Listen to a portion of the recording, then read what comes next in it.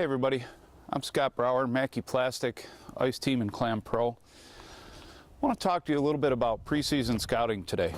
It's fall here in Western New York. Last few nights have been below freezing, and I want to talk to you about how we start to, when we're coming into an area, look at a body of water like this that's large, and before we even get there, can find out some of the travel routes that fish might take and some of the places and locations that might hide a fish.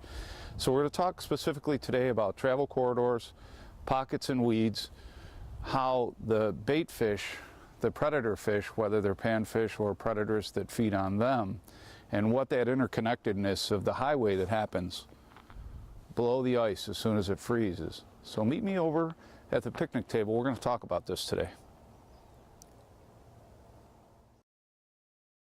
Here's a good example of what I'm talking about as a travel corridor. You can see the fish coming in through what looks like almost goalposts, but there's a little V cut out of the bottom of it. So they're used to traveling this route.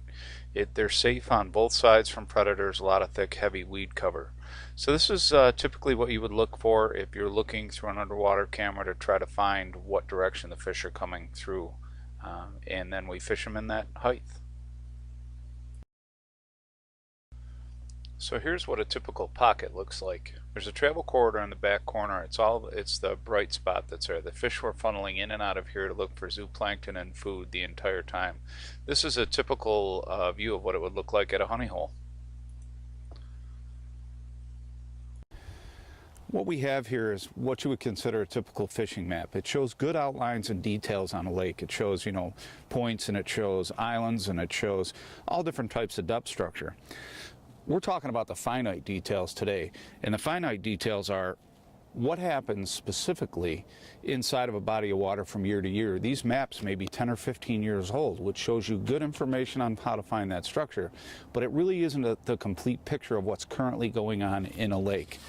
Let me show you what the DEC here, the Department of Environmental Conservation, offers as a map of this lake. When we take a look at this piece of paper of Silver Lake, you can see it's just basic depth outline. It doesn't show any inside or outside structures, doesn't show any weed growth, doesn't show anything like this.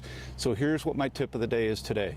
Specifically, use Google Maps, Live Local, any of the local mapping to take a look at a body of water and really do a good job tearing apart what it looks like on the inside. You can see it's raining a little bit, so some of these maps are going to get a little funky.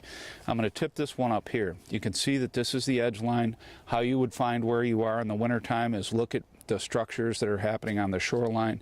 And if you can see right down inside here, you have a subtle weed pocket, good weed growth around the outside, but that dark spot really shows you where there's a pocket in there. It shows you a strong line right here where the fish are going to come in and out. They've got good cover, so they're not afraid of the predators in there. They'll be there more often. And when you're drilling 10 or 15 holes and you see you've got that one hole that's outproducing all others, chances are you're on a travel corridor like that. This is what we want to look at. Now, this is just a normal Google image. You can make it where it is. You can actually hover over it if you turn on GPS and get the actual GPS coordinates. This is just another tool in your arsenal that'll show you everything that you need to know prior to getting to a lake. I've made this copy for you because it'll show the difference in detail based on the Google images. On this side, you can see it's a little bit fuzzier detail. It was a windy day when the satellite took that picture. On this side, it's a little more clear. So sometimes you have to look at those satellite pictures from a couple different angles, north, south, east, west. And when you look at those things, you're going to find details you wouldn't have seen in a different way. This is just another opportunity, another tool that the new high-tech fishermen can use to find fish and find actual fish-holding structures. Live time. These pictures are from 2012, real-time images of what's going on in your lakes and the water out behind me. So think about that, see how it fits into your arsenal of tools, and I hope it helps. Again, my name's Scott Brower, Mackey Plastic, Clam Ice Team Pro. I'll see you out there.